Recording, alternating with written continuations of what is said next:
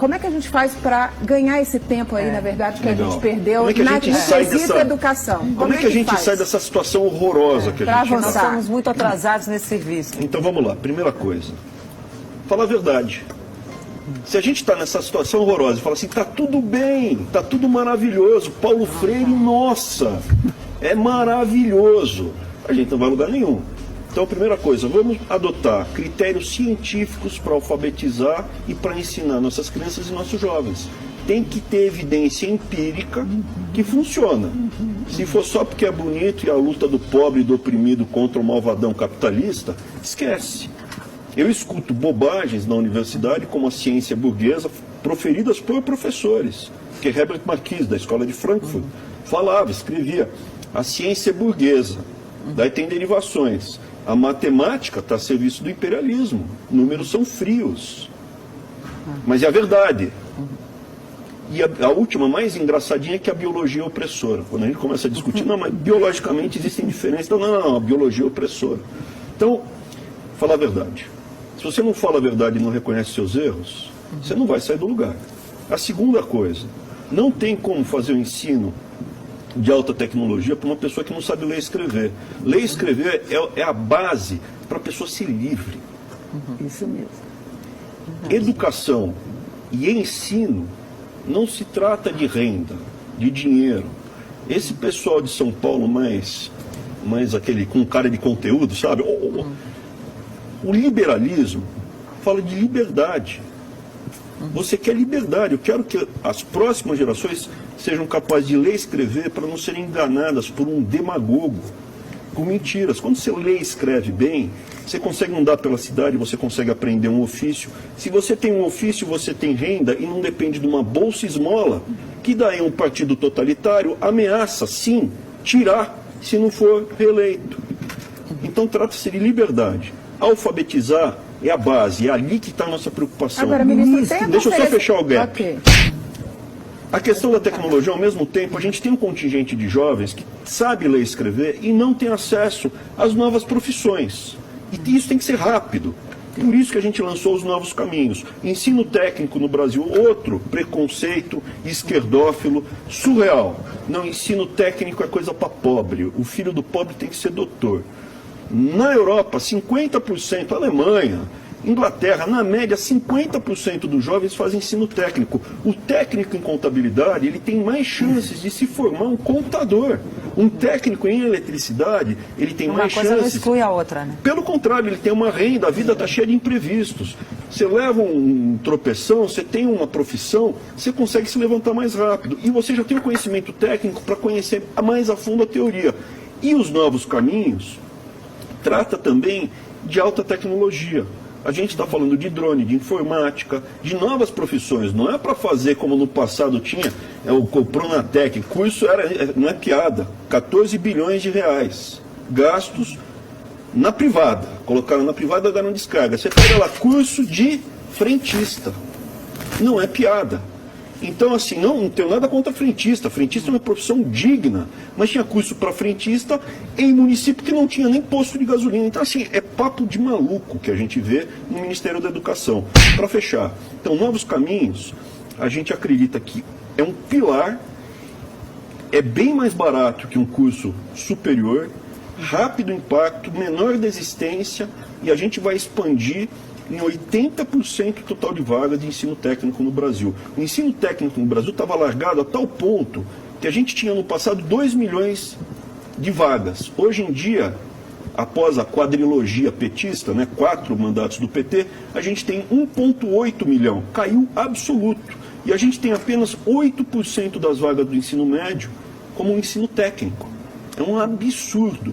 O nosso objetivo é quase dobrar nos próximos anos o total de vagas do ensino técnico. Eu te cortei, desculpa. Ministro, como preparar os professores para essa nova realidade? Porque quem alfabetiza é professor. Sim. E nossos professores hoje estão sendo formados por ensino à distância. Grande parte dos professores está sendo formada pelo ensino à distância. E ensino à distância implica conhecimento de língua, precisa ler para entender, para poder avançar. como a gente vai implantar esse programa tão bonito que o senhor falou para a gente, mas sem professores, ou sem professores qualificados para desempenhar esse papel? A senhora comentou muito bem, né? Quem é o herói no ensino? É quem segura a canetinha na mão da criança e ensina as primeiras letrinhas, os foneminhas. Não tem bala de prata. Tem uma série de ações que já estão documentadas e sendo implantadas. Então, foi feita uma reformulação no ensino fundamental. Foi feita já uma reformulação na Política Nacional de Alfabetização, acabando com o dogmatismo e falando, pode adotar o que quiser desde que tenha critério científico. Prova que funciona. Carreira de professor. Foi valorizado o professor universitário. Eu sou um professor universitário. E o professor do ensino fundamental não foi. Um professor do ensino fundamental, ele ganha na média no Brasil R$ 2.100. É isso que ele ganha. Quando o município paga na hora certa, etc. e tal. Um professor de uma universidade federal ganha de 15 a 20 mil reais se tiver dedicação exclusiva. Um professor do ensino fundamental, ele tem que passar pelo menos 20 horas dentro da sala de aula dando aula. Esse professor que ganha quase 10 vezes mais que o professor herói, 8 horas por semana. Então, assim, não tem que atacar o professor do ensino universitário. A gente tem que buscar o quê? Resgatar o do ensino fundamental. Como? Primeiro, valorizando a profissão. Como? A gente está criando aqui, a Priscila não vai deixar eu falar, a gente está vendo um programa de incentivos por performance para o professor. Performou, se atualizou, não faltou, a gente está vendo como recompensar esse professor. A segunda coisa... Mas o professor lá do ensino... Fundamental. Agora, como é que vai ser Deixa eu isso? só terminar. O professor do ensino fundamental, a senhora tocou num ponto muito importante. Ele tem uma formação. Para você melhorar o resultado final, que é um bom professor, você precisa mexer na formação e estimular os melhores alunos a serem professores. Hoje, era a minha outra pergunta. Pelas notas, os piores alunos são os professores. A gente tem que tornar o ensino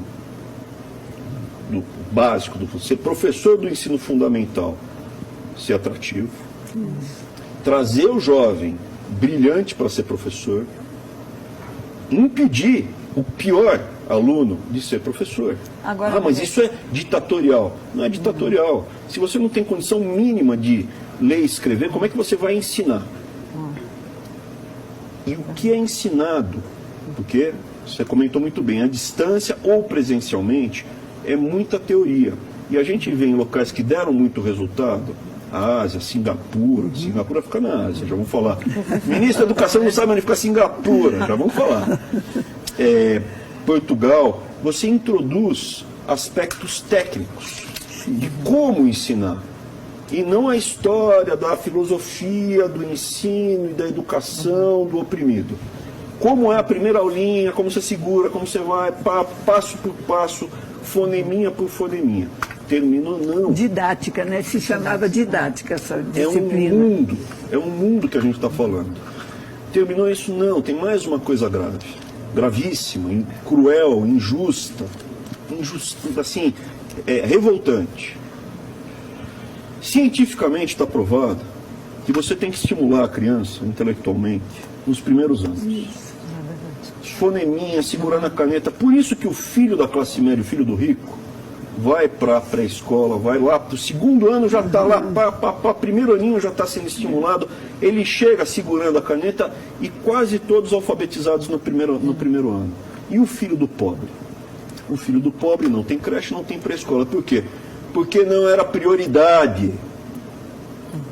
Não dá para doutrinar, não dá para colocar bilhões, não dá para fazer manifestação com as crianças da creche. As crianças da creche não vão queimar pneu na via pública. Ministro, eu queria, o senhor falou aí muito agora da alfabetização. A gente teve agora a Conferência Nacional de Alfabetização, né? Terminando hoje, se eu não me engano, posso estar enganada com essa data. O que de prático o governo apresentou lá nessa conferência, exatamente para esses meninos pequenininhos que vão aí tentar fazer a letrinha, que precisam aprender os foneminhas? A gente está desconstruindo, primeiro, os dogmas.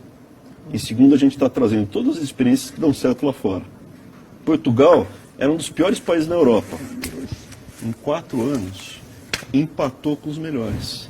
Por isso que quando no começo a gente estava no intervalo, você me falou, será que eu ainda vou ver isso? Eu falei, olha, se você não pretende se matar nem perder sua visão...